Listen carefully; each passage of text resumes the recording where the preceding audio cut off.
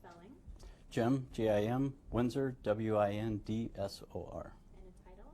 Deputy State Engineer, Transportation Systems Management and Operations Division. So tell me a little bit about these thermal cameras and what they can do. Well, they have the ability, it's a thermal camera, so it's an infrared camera, but the key point of the camera is it has video analytics. So with the video analytics, it draws zones onto the pavement, or boxes of what they look like. But by crossing the start of one box and the end of the other box, the camera is able to determine the direction of the vehicle. So how is this going to work to prevent wrong-way drivers? The best part of the prevention for the system is that it's going to give it'll detect the wrong way entry on the ramp. It's going to light up the wrong way signs for the driver to self-correct. But other than that, it's not going to stop the vehicle. But what will it do is it'll detect, locate, and track the vehicle so DPS and law enforcement can do a faster response. Why go with the cameras? Before, when we had a research study in 2015, and we were looking for the best way to detect the wrong way vehicle. So we were going to use our traffic counters, which we have in our pavement already. The problem is the false detection rate was too high to have a reliable system. We were getting one false detection per loop per day. We have hundreds of loops across the system, so it wouldn't have been a system that anybody would have relied on. We put the thermal detection cameras out January 4th. We've had 0 false detections, and we've actually done both. We've done testing under the freeway closure on I-17 where we're replacing the ARECFC right now, so we're able to test for both false positives and false negatives. And so far the testing has gone flawless.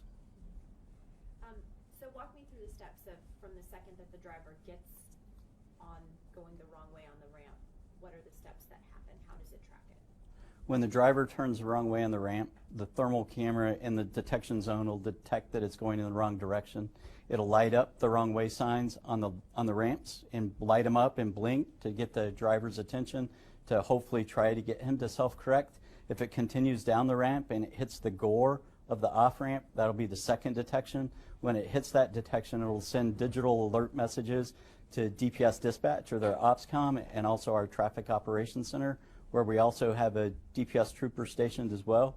It'll automatically pre-position our CCTV cameras and it'll light up on our Barco video wall so the operators and the TOC can get a visual and a confirmation that a wrong way driver did enter. And then it'll also light up our DMSs upstream to warn any drivers driving in the right direction that a possible wrong way vehicle is entered. Where are these going to be placed? This pilot project is going to be on I-17 from I-10, the stack, to State Route 101, so it's about 14.5 or 15 miles. That's what we're doing for the pilot. We want to see the results of the pilot, and we hope to scale it from there.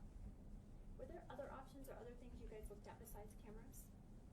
The loops is what we focused on. We have some ramps in our system where we've deployed commercial off-the-shelf radar detection. It'll detect when a vehicle goes the wrong way on the ramp. It'll light up the signs with LED around the signs. They'll blink at them, and it'll send a message to the Traffic Operations Center via email, but it doesn't go any further than that.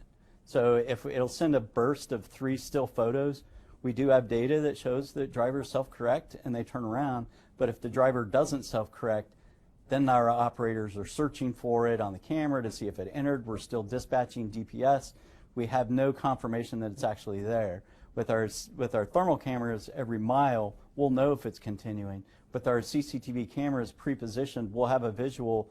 We won't lose it. We'll be able to track it, and the state trooper and the TOC will help guide the trooper and other law enforcement on the ground to help mitigate the wrong way vehicle. Did you look at other cities that have problems with wrong way drivers and look at what they do to kind of... We have this research study that we're basing this system off of was done in 2015. I think when they looked at the research, there was Texas, I think, did something similar, but they used radar. This will be the only system that's deployed thus far that uses the thermal camera with video analytic technology. When you look at Arizona's freeway system, the on-ramps and the off-ramps, why do you think this is happening so much all of a sudden? I think it's because a lot of the drivers are impaired. And I think we see that through our data. and DPS is probably a better answer to that, but we see that impairment is a big issue to these wrong way driver entries. However, the system that we deploy will at least be able to get a thermal image of where that vehicle entered. Did it turn right? Did it turn left? Did it go straight through from the frontage road? That's all data that we can use to see if there's any countermeasures we can deploy on top of the TI that can possibly stop these wrong way entries from even happening.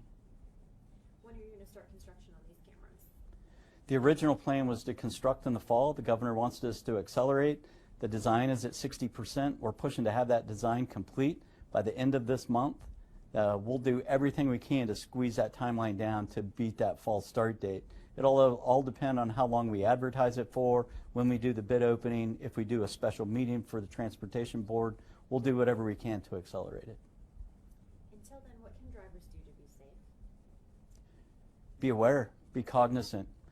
We saw the one that happened on State Route 51 was a little before 8 p.m. It's the other driver you can't control. You can only control yourself. You just need to be aware, be cognizant. If it's late at night, if you're driving late at night when the bars close, don't drive to the left. Drive toward the center. Give yourself an opportunity for an evasive maneuver. Anything else with the cameras that I didn't ask you? Anything technically that we should? No, I don't think so, other than once our detection system is lit up, not only do we light up the DMS signs upstream, but our ramp meters will also go solid red. Now, we know that's not the time of day that ramp meters work, but it's still an indication to get people to stop instead of entering the main line. That's all I had. You ever thought about implementing something like New York, Chicago, and LA? Have they shut down some of the carpool lanes? They have those in Washington D.C. They have the barriers. As far as a physical barrier, a gate? Yeah, like for instance, where you can get trapped, in the carpool lane. You ever thought about taking that equation out of it all? You know, if you go like where this accident happened, that guy was almost out of the 51. Right. If it would have been a split second more, he would have been out of it. Right. And that other guy might have been able to get away from him. Right. Is there ever a thought of maybe putting like an arm to shut them down from a certain period of time when there is a high risk of collisions? That would be, really with that location on State Route 51, obviously that's probably one of the longer transition ramps from I-10 to the 51, but it's still a matter of how do you get the timing of where he's going. He's going on the HOV ramp, you're closing the ramp on the other end. You still got to give notification to that vehicle that's driving in the correct direction. You can't just drop a ramp on him. He's going to make an evasive maneuver, and then what other accident is he going to possibly cause? I understand though, it's another valid point that we could look into though. Anything else? Nope. Great, thank you.